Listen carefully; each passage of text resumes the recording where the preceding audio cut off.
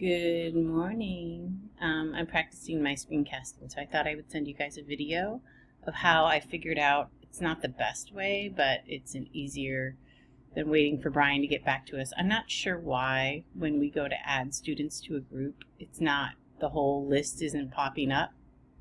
It says 1 of 9 at the bottom, but there's way more than 9 there, as you can see. So what I've done to kind of get around that is I'm in my group. I've created my group, and I'm in my group right now and I'm trying to add members to it. So I just type in the student's name that I'm looking for. So let me think of someone in my, McKenna.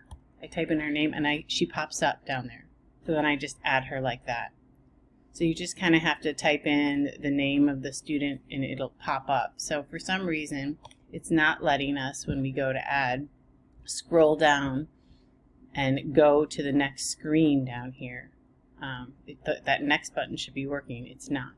But all of the students have been uploaded, so a way around this kind of issue we're having is that we can just search for the student's name in this bar here, and then it will pop up, and then you should be able to hit add, and then they'll be reflected in your group here to the left.